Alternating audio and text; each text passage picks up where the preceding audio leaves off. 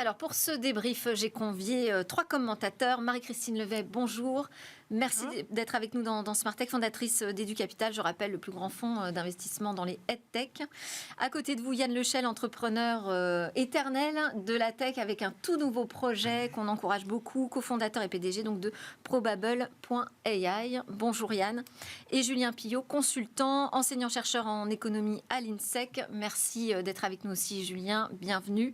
On va commencer avec ce premier sujet en intelligence artificielle. On a désormais un rapport qui va nous permettre peut-être de devenir un leader. C'est en tout cas l'ambition de la Commission de l'intelligence artificielle qui produit 25 recommandations qui ont été remises entre les mains du président de la République récemment. On va peut-être pas toutes les lister. Il y a 7 grandes lignes prioritaires qu'on pourra commenter si vous le souhaitez. Mais déjà, je voulais avoir votre premier sentiment sur ce rapport. Comment est-ce que vous l'avez reçu? Est-ce qu'il vous a semblé que on avait pris là le bon chemin pour avoir une place dans cette nouvelle révolution qu'est l'intelligence artificielle? Marie-Christine. Alors moi, je trouve que c'est une bonne chose. C'est une bonne chose de montrer que l'intelligence artificielle a vraiment une place énorme à prendre. Il va révolutionner le numérique. C'est une bonne chose aussi, moi, du point de vue d'investisseuse, de dire qu'il faut beaucoup plus investir que ce que l'on a fait jusqu'à aujourd'hui dans ce domaine. Les États-Unis investissent 20 fois plus que nous. Si on compare avec le nombre d'habitants qui est moindre, ça fait 3 à 4 fois de plus que nous. Donc, le rapport a donné la préconisation de mettre un fonds de 10 milliards sur le sujet. Donc c'est plutôt une très bonne nouvelle. Fonds qui devrait aller chercher des capitaux dans l'assurance vie, dans les fonds de pension, ce que l'on ne fait jamais en France et ceci est fait aux États-Unis, au Royaume-Uni et en Suède. Mais ça, vous y croyez parce que ça demande quand même à revoir notre fiscalité? Alors, on ne l'a jamais fait. Tout le monde milite pour ce point-là depuis des années dans le métier du capital investissement. On n'a jamais réussi à le faire. Donc, si on arrive, ça serait une très bonne nouvelle. Donc, tout ça, c'est des sujets très louables. C'est plutôt bien fait. Après, voilà, est-ce que ça sera mis en place? Ça, c'est mon grand point d'interrogation. Quand je sais que sur l'éducation dans lequel l'IA joue un rôle fondamental, l'IA générative, c'est une révolution dans le domaine de l'éducation. On a un programme d'investissement d'avenir dans l'IA et l'éducation, donc c'est une très bonne chose positive, mais il n'est doté que d'une dizaine de millions d'euros, ce qui n'est rien par rapport à ce que les États-Unis, l'Inde investissent dans l'IA et l'éducation. Et on a mis 2 ans, on a attendu qu'ils se mettent en place pendant 2 ans. Donc voilà, donc il faut être sûr que ce ne soit pas que de la com et des bonnes paroles et que ça soit suivi de faits. Et puis, je le rappelais dans un petit édito, mais ce n'est pas le premier rapport sur l'IA qu'on a. Hein, donc on a vraiment là envie, ça y est, qu'on passe à la vitesse supérieure. Julien ? Oui, justement, ce rapport, il s'inscrit pour moi dans la continuité du rapport de Cédric Villani. C'est ce qu'il dit lui-même d'ailleurs, c'est ce qu'il m'a confié quand je lui ai posé la question. Ouais. Je suis content d'être d'accord avec lui. Donc, et je le trouve adoubé par Cédric Villani. Voilà, très, très, très, très bien. C'est plutôt une bonne chose parce que déjà, le rapport de M. Villani était plutôt en avance sur son temps et extrêmement bien réalisé. Celui-ci est dans la continuité, donc c'est plutôt intéressant. Je le trouve extrêmement ambitieux, peut-être un peu trop, peut-être un petit peu trop, et puis peut-être qu'il passe sous le... trop, c'est-à-dire j'imagine que la question du passage des bonnes intentions aux actes risque de se poser avec beaucoup d'acuité dans un monde dans lequel le denier public se fait très rare et que l'on cherche des économies un petit peu de partout.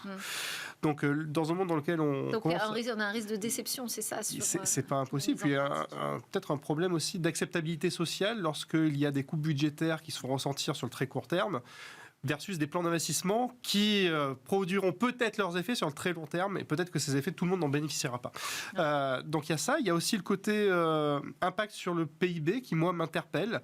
Je le trouve très optimiste, parce qu'il s'agirait, en fait, à horizon 2030, d'avoir un impact de l'industrie, de l'intelligence artificielle qui soit au même niveau, grosso modo, de l'ensemble de la contribution de notre secteur industriel au PIB, ce qui me paraît très ambitieux, on peut y croire, mais malgré tout, j'imagine que dans le déploiement, ce ne sera pas le cas dans d'autres pays? Qu'est-ce qui vous semble ambitieux? C'est pour la France ou de manière générale? C'est que ça dépend d'abord de notre capacité à investir. Donc on revient sur les propos que je tenais auparavant. C'est que tout dépend de notre capacité à investir de façon rapide, de façon massive et de façon, en plus de ça, intelligente. En essayant peut-être d'avoir des endroits où on est extrêmement fort plutôt qu'essayer de se disperser au risque d'être bon nulle part sur le plan compétitif et concurrentiel. Et puis il y a pour moi un manque quand même dans ce rapport, c'est la partie impact environnemental de l'intelligence artificielle. L'intelligence artificielle, oui, très bien, mais pour faire quoi ? Voilà. Pour faire quoi? Quand on sait que même Sam Altman considère aujourd'hui que en fait, les appels énergétiques d'intelligence artificielle sont tels que pour pouvoir aller un peu plus loin dans le développement des fondamentaux de l'intelligence artificielle, il faudra probablement une rupture technologique majeure, notamment de la fusion nucléaire. Moi, je dis OK, l'intelligence artificielle, mais pour faire quoi? Si c'est pour contribuer au progrès de l'humanité, à la santé, à l'éducation, et ce genre de choses, il n'y a pas de problème. Si c'est pour continuer à creuser une connectivité avec une finalité commerciale à tout crin, je serais un peu moins optimiste. Voilà. Pour faire quoi? C'est le premier rapport justement de Villani qui en parlait, du sens qu'on voulait donner à l'intelligence artificielle avec des secteurs vraiment prioritaires. Yann, par rapport à cette commission qui a travaillé pendant des mois, ce rapport de plus d'une centaine de pages, qu'est-ce que vous vous êtes dit? Alors déjà, je tiens à saluer Gaël Varocco, mon cofondateur, un de mes cofondateurs qui participait à cette commission. Donc lui est scientifique, il est directeur de recherche à l'INRIA, et lui représentait la science au sens le plus pur, c'est-à-dire l'état de l'art. Et aujourd'hui, il est clair que ce rapport est issu de l'engouement autour de la generative AI, l'IA générative. Donc, il n'y a pas que ça dans l'IA. Et précisément, c'est cette IA-là qui crée cette bulle potentiellement, dont il faut se méfier, mais aussi cet engouement autour d'une technologie fondationnelle sur des sujets linguistiques, par exemple, sémantique, donc cette IA pour les littéraires. Alors que, de mon côté, moi, je traite plutôt l'IA pour les matheux. Donc, il y a toute catégorie d'IA. Ce rapport est très volontaire, dans le sens où il se positionne comme un vecteur pour aller de l'avant, ce qui est très bien. Donc, il est relativement équilibré, complet, ambitieux. Je trouve que c'est une bonne chose parce qu'il sera raboté, évidemment. Donc, en fait, il est ambitieux sur un point de vue business, pas sur un point de vue recherche, finalement. Enfin, si, tout de même. C'est-à-dire que, globalement, il y a quelques leviers intéressants, comme sur le sujet de l'adéquation entre les RGPD européens et la CNIL. Donc, l'idée, c'est de débloquer certaines verticales de données pour permettre aux chercheurs, justement, d'avancer sur ces sujets Créer importants. Une exception, en fait, pour la recherche. Alors, nous avions une exception. Oui, c'est ça. En fait, c'est débloquer cette exception pour permettre à la recherche de faire ce qu'elle fait de très travailler bien. sur les grands modèles d'intelligence artificielle. Donc, on est dans un document qui n'est qu'une proposition, parce que cette proposition doit être traduite par la suite, évidemment, et rabotée probablement, malheureusement. La réalité, c'est que la France est à la hauteur de son PIB mondial. Donc, on ne fait que rattraper certains pays, et parfois moins bien, les États-Unis étant devant. Ce que je regrette évidemment dans un tel rapport, mais évidemment tout le monde le sait, c'est que nous sommes en retard sur la partie infrastructure. On a très très bien vu d'ailleurs avec l'annonce de Nvidia sur leur nouveau processeur, on est dans une autre dimension. Les montants consacrés à ce genre de technologie sont hors de notre portée, en quelque sorte. Donc, il y a certaines composantes de ce rapport qui sont essentielles, comme la formation, par exemple. Comment est-ce que l'on peut embarquer l'économie, le tissu national, pour ne pas être en retard par rapport à d'autres nations sur le plan compétitif international, d'une part, et d'autre part, pour obtenir des gains de productivité internes à la nation. Donc ça, c'est la chose essentielle. Ensuite, le reste, est-ce qu'on est à la pointe au niveau de l'infrastructure? J'ai des réserves. Alors, il y a autre chose qui me questionnait, c'était... Ce rapport, il est au niveau national, mais finalement, on voit bien que justement, pour avoir une politique industrielle, il faut penser au niveau européen, du capital. Quand vous lancez un fonds sur les tech, vous pensez Europe tout de suite. Oui, on pense Europe. Alors, et c'est vrai que ce rapport arrive après quand même l'acte sur l'IA européen. Et c'est vrai qu'aujourd'hui, je pense que tout ceci se décide au niveau européen. Bah oui. Voilà, les sujets éthiques, les sujets de régulation, on ne peut pas jouer au niveau français. C'est vraiment un enjeu européen. Oui. C'est ça. Qu'est-ce qu'on peut faire, nous, à notre niveau, au niveau national? Effectivement, si finalement on n'a pas les technos, parce que ce rapport ne va pas régler le problème de l'accès aux technologies, on n'a pas les infrastructures.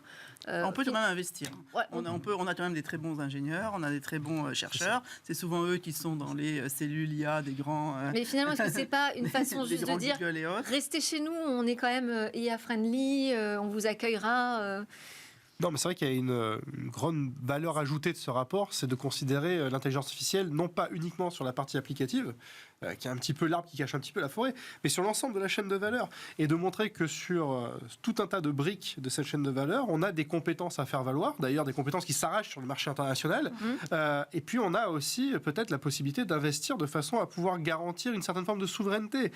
Mais évidemment, sur des nœuds absolument essentiels, la puissance de calcul, les infrastructures, là, le nerf de la guerre, ça reste l'argent, ça reste la capacité de pouvoir à la fois investir massivement et peut-être aussi de faire un petit peu de protectionnisme. Et là, effectivement, vu l'échelle, ça se joue au niveau européen et pas au niveau national. Oui, et donc ce rapport, finalement, est trop teinté d'IA et pas assez de technologie au sens full stack.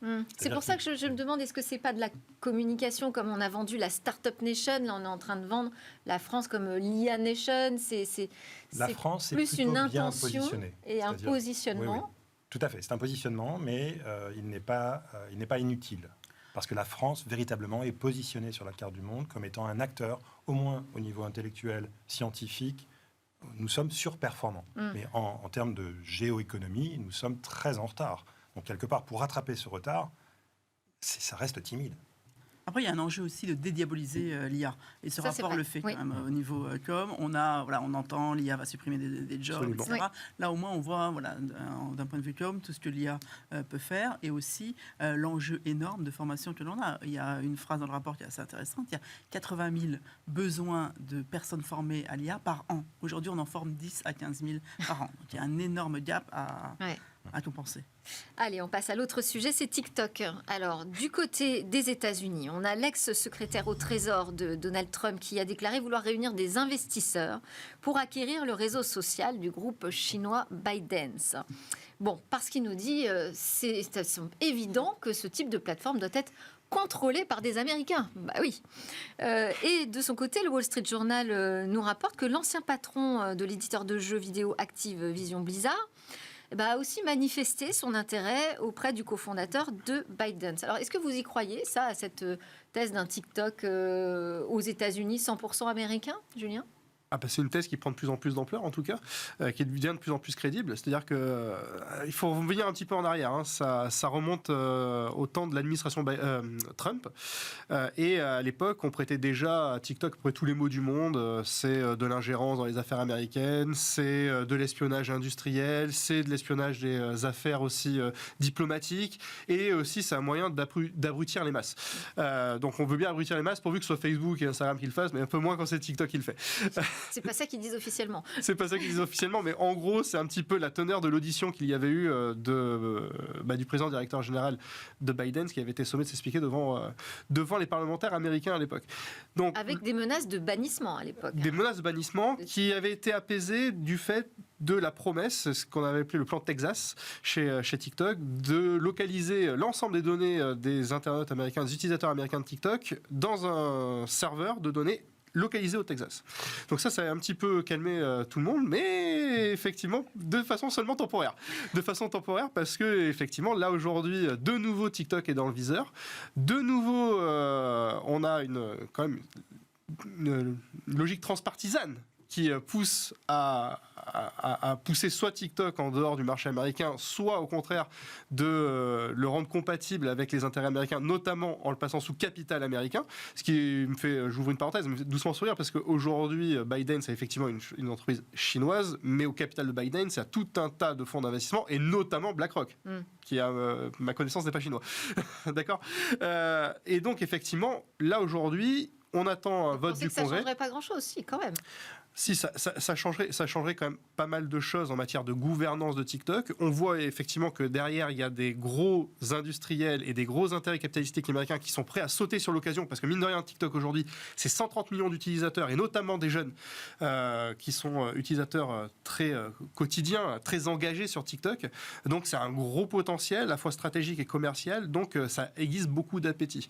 Donc effectivement, de l'eau est passée sous les ponts entre 2020 et 2024, et en 2024, TikTok est devenu clairement incontournable alors qu'il ne l'était pas autant en 2020. Là aujourd'hui, la plupart des jeunes internautes américains utilisent TikTok comme porte d'entrée sur Internet, porte d'entrée pour faire de la recherche, porte d'entrée pour être redirigé sur tout un tas de sites à finalité commerciale. Donc l'enjeu, il se situe à ce niveau-là. Est-ce qu'ils sont en train de nous montrer la voie sur ce qu'il faut faire avec les grandes plateformes numériques, les Américains, J'allais Yann? dire, que fait l'Europe pour racheter sa part de Twitter, de Facebook et de TikTok? Mais oui. C'est-à-dire que fondamentalement, on se retrouve devant des algorithmes qui orientent les masses, donc ce sont des médias.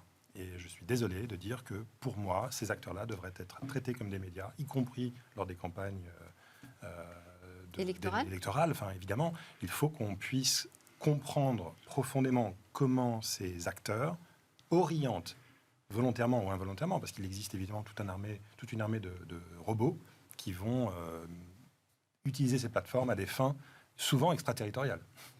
Oui, alors c'est ça, parce que si les Américains rachètent leur TikTok et que ça se passe du côté de l'équipe de Donald Trump, qu'est-ce que ça peut donner? Est-ce que ça va garantir une transparence algorithmique? On n'est pas sûr. Je trouve que c'est assez risible de prendre TikTok des mains du communisme chinois pour les mettre dans les mains de Trump. Oui. Voilà, donc on sait, l'éthique est irréprochable. Donc voilà, donc c'est vrai que tout ceci paraît un peu risible. Après, ça met en valeur quand même la réelle importance qu'a pris TikTok. Ouais. Rien qu'en France, les 15-24 ans passent 4 heures en moyenne par jour sur Internet, dont plus d'une heure sur TikTok.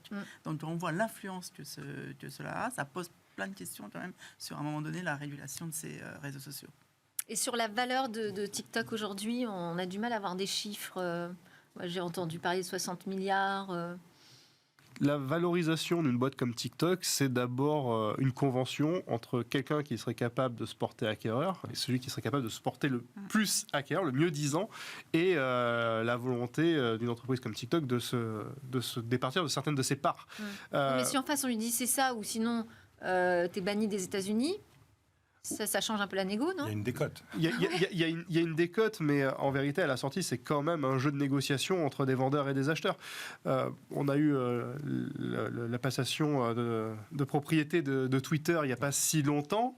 On a bien compris que la valorisation réelle de Twitter, ce qu'elle est capable de générer sur son économie réelle, est très éloignée des 44 milliards que Elon Musk a accepté de débourser pour devenir le seul maître à bord. Donc la valorisation, c'est surtout une disposition à payer à un moment donné d'une entité économique, une personne physique ou morale, pour mettre la main sur un actif, en l'occurrence un actif qui est extrêmement stratégique. On peut utiliser aussi le comparable WhatsApp, qui a été racheté par Facebook à l'époque, pour 19 milliards. 19,6 milliards de mémoire. Là, on était sur une plateforme émergente qui n'avait pas les mêmes propriétés de broadcast, de diffusion du contenu, puisqu'on était sur une plateforme de messagerie embryonnaire, quelque part. Donc 19 milliards, quelque part, le tarif est entre 19 et 60. Probablement. Absolument. Bon, ça m'amène à cet autre sujet qui est lié quand même, parce qu'il y a une guerre farouche contre les écrans, là. Enfin, en tout cas, une petite musique qui monte en France sur ce sujet. Alors, Marie-Christine Levet et moi-même, on s'est déjà mobilisés contre cette idée que le problème, c'est les écrans. Il faut répéter que c'est quand même ce qu'il y a à l'intérieur qui doit nous préoccuper, peut-être TikTok notamment. Mais enfin bon, la petite musique continue. Elle se renforce avec Najat Vallaud-Belkacem qui est carrément arrivée à l'idée qu'il fallait rationner notre part d'écran. 3 gigas par semaine nous suffirait. Marie-Christine. Ah oui, alors là, je pense qu'on atteint le summum de quelque chose d'assez risible, parce que le rationnement, déjà, c'est vraiment le mot terrible en France. Ça fait référence aux années noires, la combine, le marché noir, ça vend du rêve. etc. En plus, honnêtement, rationner l'Internet, ça fait des années qu'on parle de rationner l'Internet. Je me rappelle à l'époque, en 2000, quand il y avait eu des énormes sujets sur le piratage. Il y avait beaucoup de contre l'Internet un peu libre, voulaient rationner à la bande passante. Et finalement, on s'est aperçu que le jour où il y a eu une offre de qualité qui est arrivée, qui était Spotify, finalement, ça a résolu tous les problèmes. Donc, à un moment donné, ce n'est pas les écrans le problème, c'est vraiment question de niffer. Mais Najat Vallaud-Belkacem a été au ministère de l'Éducation.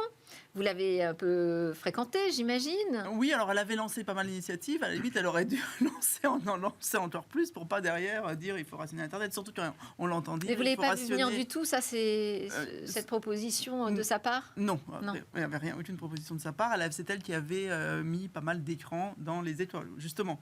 Au contraire. Alors, ça partait peut-être aussi de quelque chose de louable, de vouloir en faire rentrer le numérique nos écoles. À l'école. Elle avait voulu faire rentrer le numérique à l'école. Mais c'est vrai qu'on dit que finalement, rationner l'Internet va permettre d'éviter qu'on écrive des fake news. Donc je pense pas. Je pense que même si on rationne au maximum l'Internet, il y aura toujours des gens qui écrivent des fake news. Après, il y a le vrai sujet, et celui dont personne ne veut parler. Ça, moi, je ne comprends pas pourquoi on se cache derrière ce sujet. Le vrai sujet, c'est pas du tout les écrans, c'est qu'est-ce qu'on fait de ces écrans, et c'est l'addiction aux réseaux sociaux des jeunes. C'est vraiment un sujet de société fondamental, et c'est un sujet qu'il va falloir qu'on aborde. Alors, comment l'aborder? Et de santé publique. Et de santé publique. Ouais. Comment l'aborder? C'est compliqué. Est-ce qu'on on met des limites de temps? Est-ce que on demande aux opérateurs? Mais c'est vrai, c'est le gros sujet, et personne n'ose en parler. Alors, elle évoque ce sujet-là, elle évoque et elle évoque aussi le sujet écologique. Alors, votre réaction? Allez, Yann. Alors, déjà, sur le point du contenu, évidemment, je suis d'accord que c'est ce qu'on y fait qui compte. Et je reviens sur ce phénomène algorithmique. Les product managers made in Silicon Valley ont inventé des mécanismes qui créent de l'addiction. Et cette addiction est combinée avec un algorithme qui va enfoncer le clou par rapport à un biais particulier d'utilisateur, et donc l'entraîner dans un tunnel noir de contenu à faible valeur ajoutée, mais à forte dose d'addiction, toujours plus forte. Et donc ce phénomène-là, il est lié à cette notion de médias. Est-ce que ce sont des médias? On les appelle des social media, des médias sociaux. Donc si c'est un média, il doit être compris par le régulateur pour qu'il puisse dire ça c'est acceptable, ça n'est pas acceptable. La quantité, par exemple, encore une fois, lorsqu'il s'agit d'élections, doit être globalement proportionnée. Donc on doit traiter cet objet qui est l'algorithme des réseaux sociaux pour pouvoir ensuite faire de la pédagogie. Peut-être qu'il faut former les parents avant toute chose, parce que les parents sont eux-mêmes investis dans le futur de leurs enfants. Si on démontre par A plus B qu'un enfant qui... Enfin, je pense que les parents sont autant accros aux réseaux sociaux que leurs enfants. Certes, mais les parents sont déjà formés, ils sont adultes, alors que les enfants, la génération millénium, elle démarre dans sa vie avec ces accessoires qui sont utilisés comme des babysitters.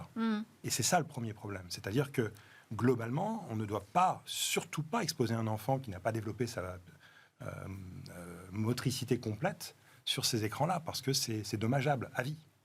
Sur la partie pollution, personne ne veut réagir? Si, évidemment. Mais finalement, en fait, c'est aussi cette idée que si on réduit le nombre d'écrans, peut-être dans les foyers... J'essaye d'aller aussi un petit peu dans son sens. Peut-être que si on réduit notre consommation d'écran, on achètera moins de nouveaux appareils et que ça fera du bien à la planète aussi. Non, mais tout ça est systémique, donc évidemment qu'on parle finalement de la même chose. Et d'ailleurs, d'un courant de pensée qui se développe de plus en plus et qui, sur de très très belles intentions, que ce soit la sécurité, que ce soit la protection des enfants ou que ce soit la protection de la planète, vise à revenir sur beaucoup de liberté pour tout le monde, plutôt que d'avoir des approches extrêmement ciblées et extrêmement plus efficientes et acceptables à la sortie. Mais évidemment que la proposition de Najat Vallaud-Belkacem, à mon sens, est excessive, et tout ce qui est excessif est insignifiant. On ne va pas interdire aux gens, ou plutôt les obliger tous à rouler à 30 km/h sous prétexte qu'il y a des gens qui se tuent à cette vitesse-là. Non, ce n'est pas ce que font les régulateurs, ce ne sont pas ce que font les travaux en économie de la régulation. On cherche un optimum en essayant de voir quels sont finalement, dans un bilan coût-avantage, jusqu'où sont les pertes acceptables et où est-ce qu'on peut aller pour la recherche de l'intérêt collectif. Et évidemment que 3 gigas, c'est peut-être déjà trop pour une certaine sociologie de l'utilisateur, mais en vérité, c'est loin d'être suffisant pour toute une autre sociologie d'utilisateur qui va avoir une utilisation beaucoup plus intéressante de l'innovation que sont Internet et les réseaux sociaux, pourquoi pas. Parce qu'encore une fois, l'innovation, elle est ni bonne ni mauvaise en soi. C'est vraiment ce que l'on décide d'en faire qui est bon. Et finalement, je vois dans le débat actuel exactement ce qui se jouait il y a 20-25 ans en arrière avec la télé. Il y avait ceux qui utilisaient leur télé comme babysitter, et puis il y en a d'autres qui avaient la possibilité d'avoir accès à des trésors de connaissances artistiques, littéraires, avec des bibliothèques, etc. Et en fait, la problématique, c'est juste déplacé. On a changé d'objet, en fait, qui cristallise les craintes et les attentions. Mais en vérité, les sous-jacents sont exactement les mêmes. Oui, mais alors moi, je connais des familles qui arrivent à vivre sans télé, vivent sans écran, c'est-à-dire sans smartphone, sans aucun accès à son numérique. Là, j'ai un peu plus de doutes. Ou alors, on dit on bannit juste les écrans mobiles. Bon, c'est surtout la question de ce qu'on en fait, en fait. Ah, ce serait un sujet à creuser. Alors, l'IA est un sujet.